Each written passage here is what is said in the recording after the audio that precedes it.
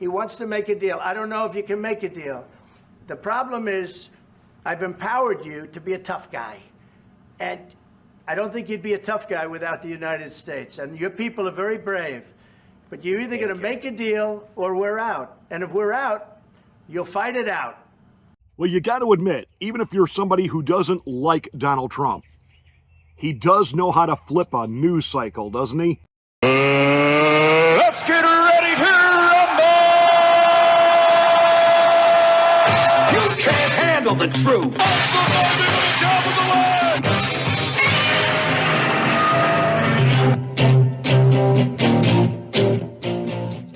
Hi, I'm Pastor Marty. Thanks so much for joining us here on the Afternoon Drive. Make sure that you are subscribed to the channel, and once you are, smack the bell, click the word all.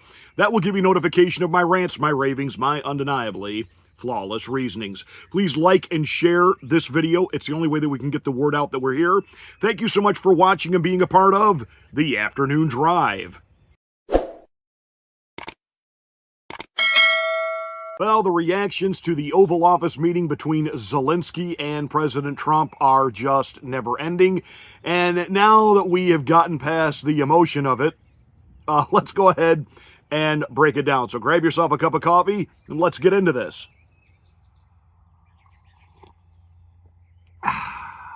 Please, you think that if you will speak very loudly about the war, He's not speaking loudly. He's not speaking loudly. Your country's in big trouble. Can I Wait a answer? minute. No, you've done a lot of talking.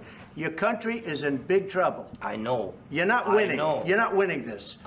You have a damn good chance of coming out okay because of us. Mr. President, we are staying in our country, staying strong from the very beginning of the war. We've been alone, and we are thankful. I said thanks you haven't in been this alone. cabinet, you and haven't not been only alone. in this cabinet. We gave you, through this stupid president, $350 billion. You voted we gave for you your military president. equipment, You and you voted men for are your brave, president. but they had to use our military. Yes. What about if you didn't have our military equipment, you invited if me you to didn't speak. have our military equipment, this war would have been over in 2 weeks. In 3 days, I heard it from Putin. In 3 days. This is something Maybe new. less. In 2 weeks. Of course, yes. It's going to be a very hard thing to do business like this, I tell you. I don't know which infuriated me more personally as an American. The rude arrogance, this sense of entitlement. I am European. You will bow to me. You will do as I ask. I mean, apparently, that was the treatment they got from the Biden administration. That this guy would come over here in his pajamas. You know, he's wearing this, trying to look like a soldier, and in reality, he's not a soldier. He doesn't do any fighting. He's perfectly willing to put his young men and old men there in Ukraine through the grinding mill and chew them up as cannon fodder and target practice for the Russian military. He himself doesn't go anywhere near the fighting. But that said, you know, he likes to look the part, and he just reminds me of a G.I. Joe doll I had when I was a kid back in the 70s. You know, he's got the beard, and here he comes, and he's got this, you know, when he met with Biden, you know, he would talk about Ukraine, he would talk about Russia, and apparently addled-minded Joe Biden said, "Oh, Mr. Putin, thank you for the lesson on democracy." And then just hand him a blank check. And that was fully what he was expecting again this time. And no, this arrogant entitlement. You wouldn't be alive right now had it not been for American aid. Not just money, but it was at the end of Trump's first term, he gave weapons to Zelensky. Barack Obama didn't. Barack Obama gave him blankets. And the Biden administration, or actually Vice President Biden at the time, said, we don't want to give Ukraine weapons. They will use them. So Donald Trump, at the end of his first term, gave Ukraine weapons. That was the weapons they had to be able to defend themselves when the Russians came in to begin with. And again, where is the thanks? Where is the gratitude? Zelensky referred to Vice President Vance as JD. Going to talk down to him like he's a child. But Vice President Vance respectfully referred to Zelensky as Mr. President. called him that a few times, said, I don't mean to be disrespectful, but. And then Zelensky said, listen, child, you will not yell at me. And that's when Papa Trump stepped in and said, hold it. You're not going to say that. He's not raising his voice, but I'm going to. And he let him know, you're playing with World War III. You don't have the cards right now. With us, you start having not cards. playing cards. But right now, you don't. I'm very You're playing serious, cards. Mr. President. You're I'm playing very cards. serious. You're I'm gambling the with the president lives in of war. millions of people. You think- You're gambling with World War III. what do you You're speak gambling about? with What do you World speak War about? III. And I love how when the president kept reminding him, you don't have a hand to negotiate with right now. You don't have the cards to be able to negotiate right now. And Vladimir Putin, or I'm sorry, Vlad Zelensky, you can't keep the two crooks apart. We're not playing a game. Well, apparently Zelensky is, because here is the reality, and unfortunately, President Trump said something that was so right, and it goes even beyond him when he said, you know, you're sitting here playing the tough guy, and I enabled you to do that, and maybe that was a bad idea. Yeah, giving him weapons, this guy has been emboldened, but the media has emboldened him. Former President Biden emboldened him. And, he really does have this, I'm the guy, you'll do what I say, and we're going to fund this thing forever. Because again, and nobody else but me is talking about this, he really doesn't want the war to end. And the reason he doesn't want it to end, and some pundits that kind of touch on it say it's because he wants the assurances of security, i.e. he wants to be a NATO nation. And that's not going to happen. That's not why he doesn't want it to end. He knows for a fact he is a criminal. He knows for a fact his people hate him. And he knows that as long as this war goes on, his people can't get to him. Once the war is over, his own people are going to take him out. That's what he's actually terrified of. That's what he's afraid of. That he is going to get the Mussolini treatment. So we keep the war going. That keeps the soldiers, that keeps the strong security and military around him, which, by the way, are all actual neo-Nazis. That's well documented. And this is what he wants us to fund. And all you people saying we have to have a free Ukraine. I heard Hugh Hewitt yesterday say multiple times, we need a free Ukraine. Ukraine is not free. Since Zelensky took office, there have been no elections. One of the first things that Zelensky did when he took office was arrest political opposition and opposition parties and put them in jail. He put American journalists in jail. Have you forgotten that? He closed all the churches in Ukraine. He has been killing people, his own people, within his own borders. That was what was happening in the Donbass region, which brought Putin over the line to begin with. This guy is a bad dude. This is not a case of, well, we want to be on the side of right. I got to be honest with you here. You're basically, which version of Satan do you want between Putin and Zelensky? I think President Trump is right. You know what? No more aid. We're just going to walk away and you can fight it out. You're so tough. You can just fight it out. And again, he can't win. And this is where the media and Biden and the military-industrial complex, who are making money off of this grift, this is where they got it wrong. By constantly lying and telling the American people it's a stalemate, it's a this, it's a that, Russia's about to buckle. European leaders came out yesterday and overwhelmingly, along with our media and Democrats, supported Zelensky. We're with you. We're with you. Really? You going to write the checks? I don't think so. You going to supply the manpower? I don't think so. Let me tell you how Putin sees this. He was using North Korean soldiers. And everybody was like, they got slaughtered by Ukraine. Of course they did. Kim Jong-un, the fake hero of his people, you know, they do all the parades and they got all the military, etc. You're talking about a military that, for number one, is, uneducated, malnourished.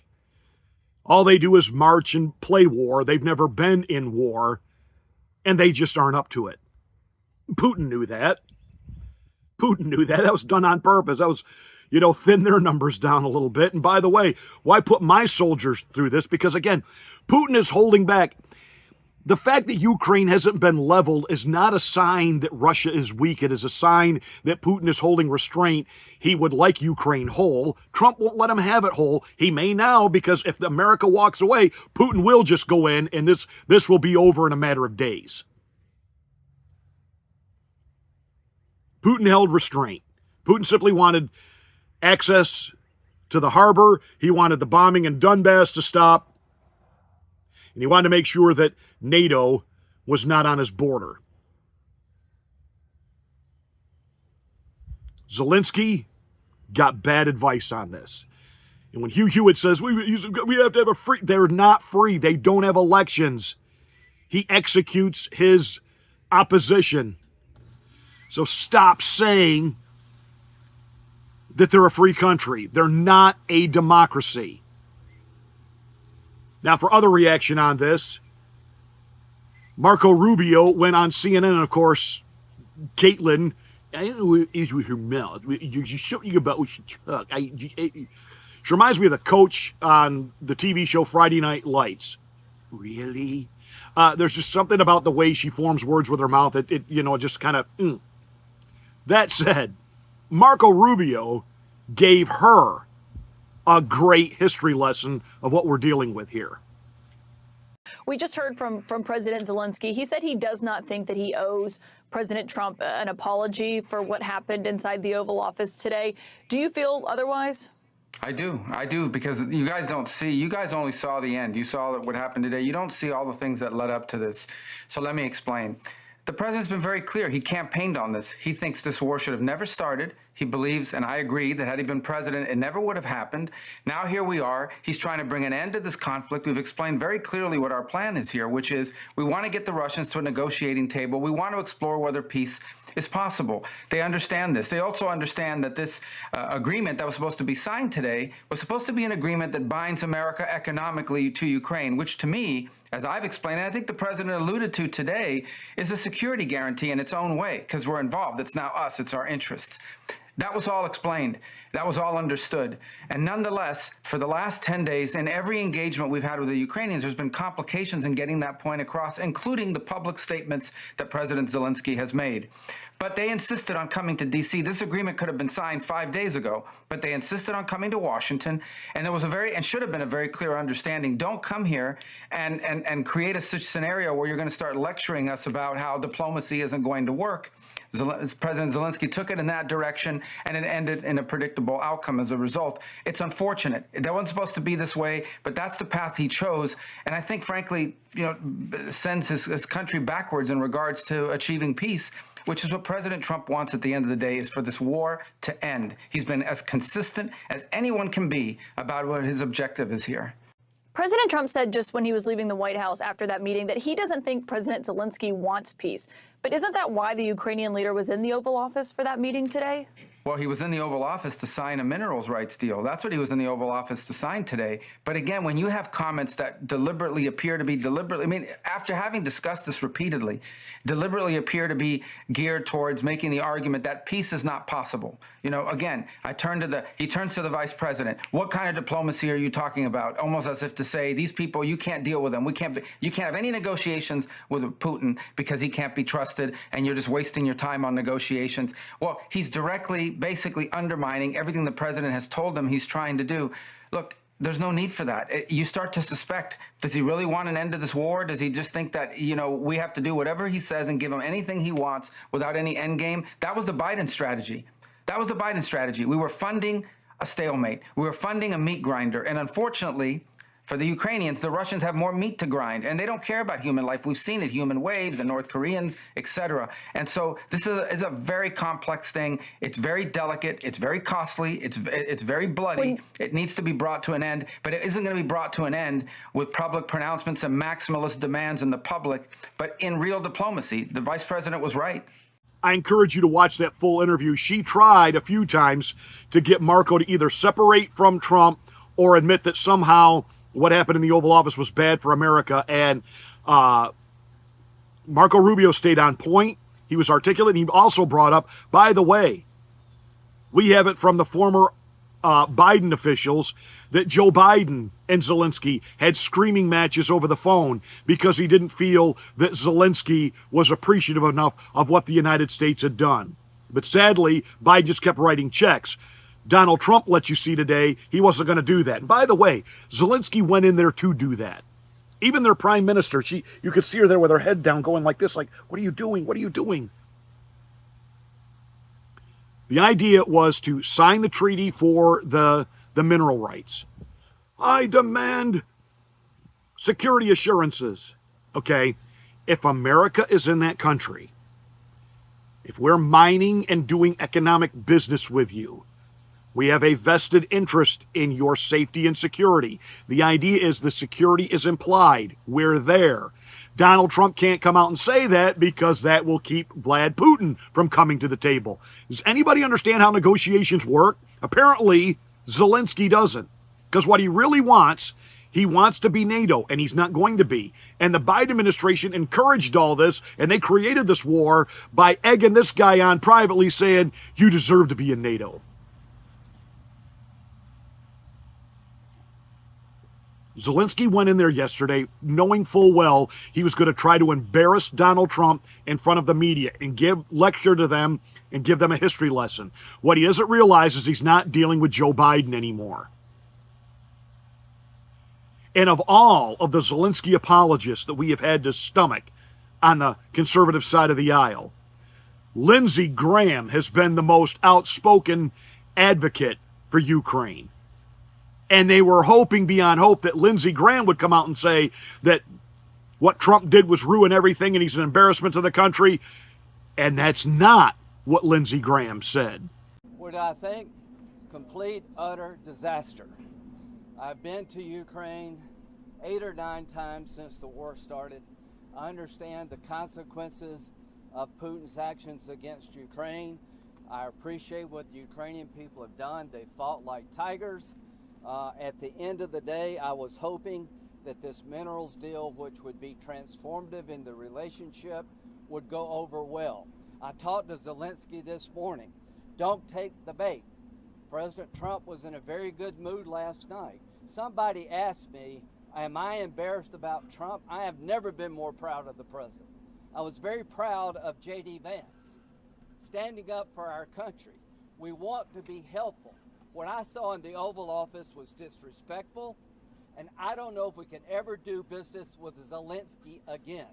I think most Americans saw a guy that they would not want to go in business with.